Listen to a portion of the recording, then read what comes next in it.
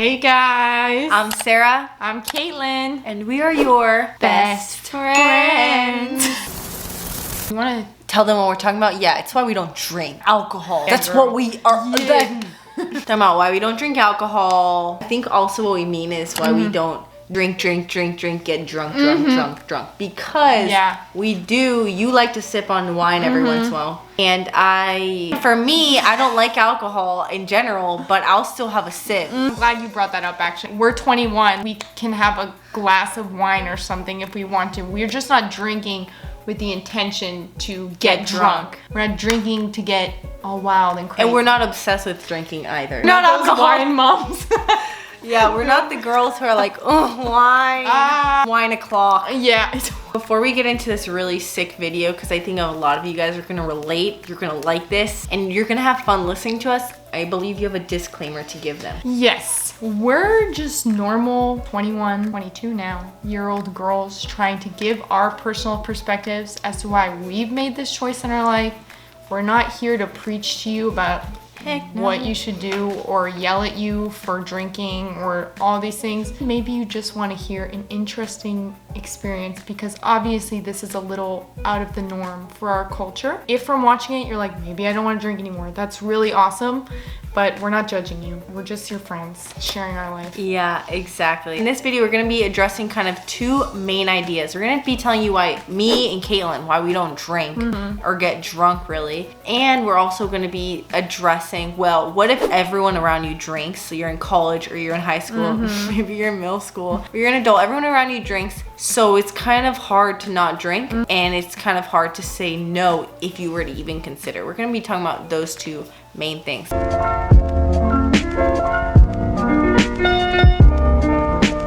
There's a lot of little reasons why I don't drink anymore. There's things that have definitely built up over time. I can't pin it down to one thing. One thing that I did realize, at a point in my life in college, when I first got there, I was drinking and I was trying to do what the crowd was doing and what everyone else was doing, which was drinking to get drunk, and I experienced that. And it didn't take me long to realize, especially once I really started following Jesus in my life, that lifestyle, it was kind of counterproductive to the life that I wanted to live now.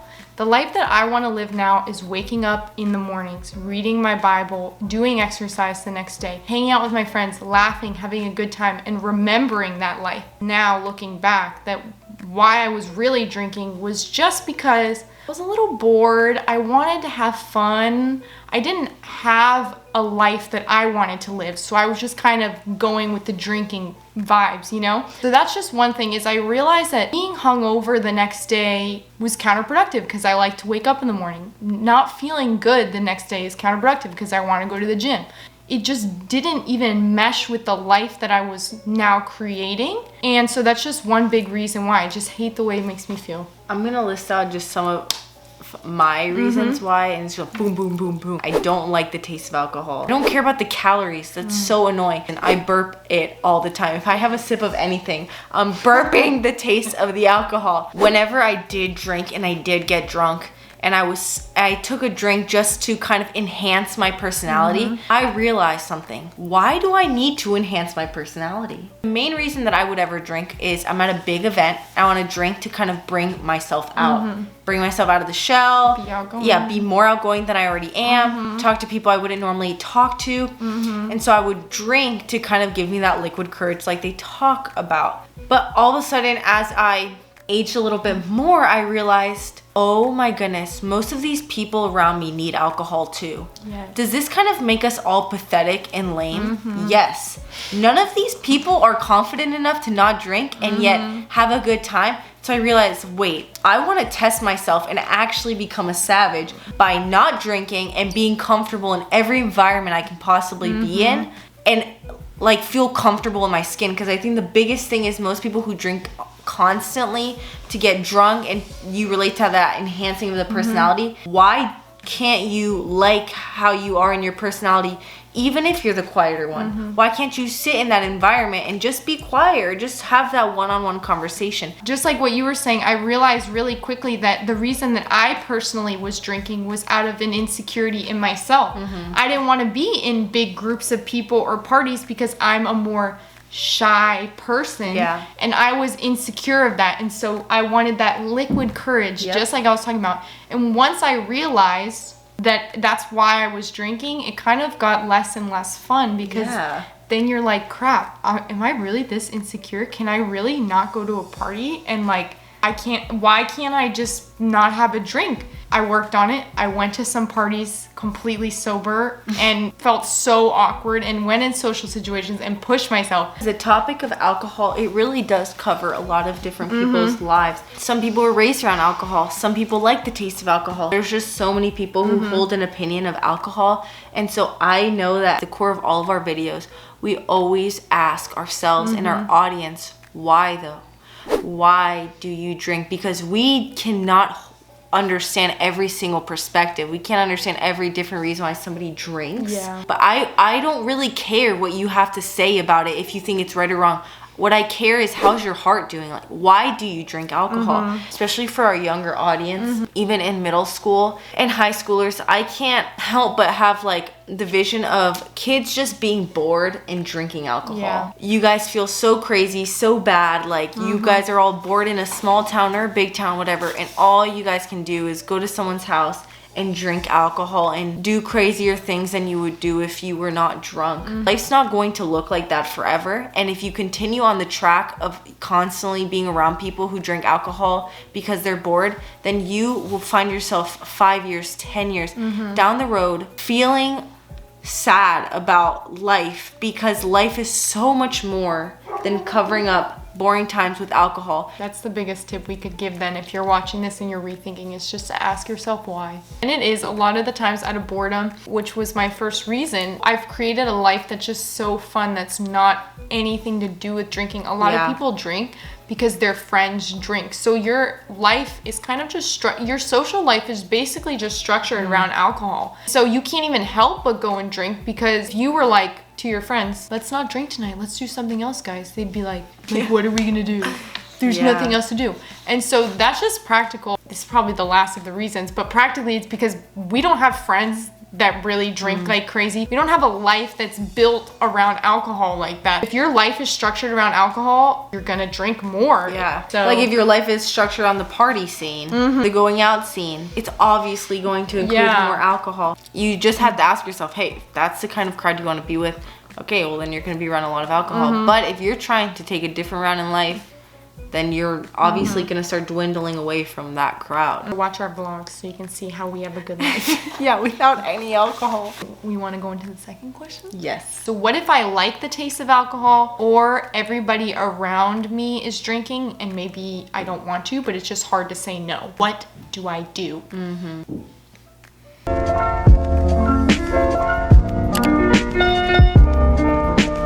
Okay, so if you like the taste, which I have 2 friends who like the taste of alcohol, I do not know why. Alcohol is not bad whatsoever. It's just how we use everything, right? So we all know sex is not bad. It's not. It was actually a gift from God, an amazing gift that God created. But there are certain boundaries in which sex is made for. Same with driving. Driving cars aren't bad. But now if you start driving it in and out of the road and everywhere, people are going to die.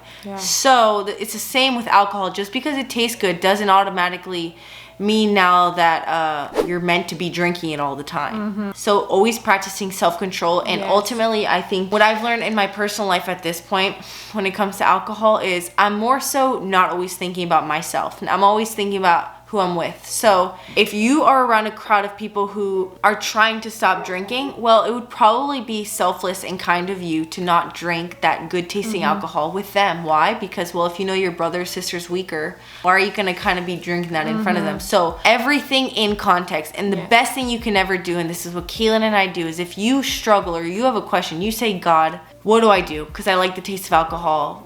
Is it bad or not to be drinking it? Whatever. And the Lord will help you. And He is not all about right and wrong. He wants to walk through life's questions with you. The second part of the question is, what if everyone around me drinks and I want to say no, but it's just really hard? And that's what I went through, really. I was in a sorority. Everyone was drinking. I was getting invited to drinking events all the time, but I didn't want to do that anymore.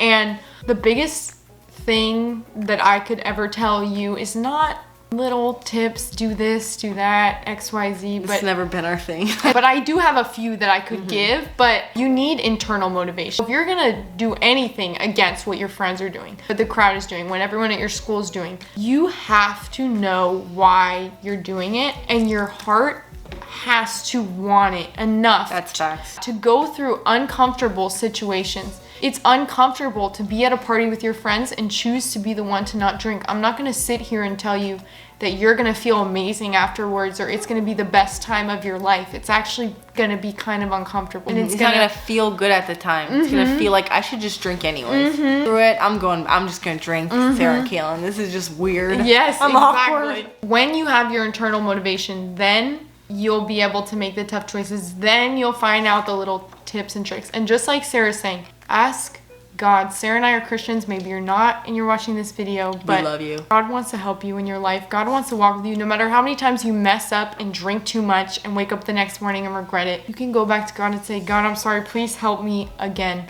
Yes. It's a journey. It's not about just waking up one day and being perfect and constantly saying no to your friends all the time. All of a sudden, you will get there. You will be the confident person you want to be. Just walk with God. The truth is, in all of our lives, I'm realizing that every single human being is always, until the day they die, going to have a struggle that they struggle with. For some people, it's going to be watching inappropriate things online. For some people, it's going to be drinking alcohol. For some people, it's going to be kind of like lustful thoughts. For some people, it's going to be overworking. Everybody has things. We all will have things in our lives that we always feel like need to be worked on. In my personal life, I have things that for years I've been asking God for forgiveness that I still struggle with. But thank goodness that I finally realized that God knows I'm not perfect and that I can actually, He wants me to go to Him every single time I F up. And I used to think, okay, but I've effed up like the 6th time today. So I don't want to overuse His forgiveness. Y'all, He knows where your heart's at. If you want to change, that's what He cares about. He doesn't care that you've effed up 6 times. It's like, oh, it's too late, or wow, you really have a problem. Our God is so different. So just because your thing could be alcohol or that struggle, we have our own personal struggles in which we're constantly going to God for forgiveness. So definitely don't compare your stuff to other people, because we all have our stuff. And it might take like months, it might take years of going back to God, but I can say, like, even in times where to me it felt pointless, like I was just going back to God and I felt like I'm never gonna get more confident, I'm never gonna get better at being sober in these situations and stuff. One day, yes, I was like, you will man, be free. God set me free. And I can't tell you when that is for you, but I can tell you that when you walk with God, what happens. So that's the biggest piece of advice we could possibly get for this topic. Seems like it was a solid video. That was pretty good. Listen, comment if you related to any of these struggles. Comment if you want us to make a video on your specific question. Whatever it is, comment it down below. Like we said, we're your best friends. We are the place in which there's no judgment, because we ourselves, thank goodness, have been forgiven by God constantly. So how are we gonna ever harbor anything bad against you? Yep, please subscribe to our channel. Every time we get a new subscriber, we celebrate. And me and Sarah are both the type of people who watch YouTube channels for years and don't subscribe. And we didn't realize how detrimental that is. How rude that is until we became YouTubers. Please subscribe. Yeah, we cry every time you subscribe. We cry. We throw a party. Yes, we've spent so much money on these subscribe parties. Love you guys so much, and we'll see you in the next video. Bye. Bye.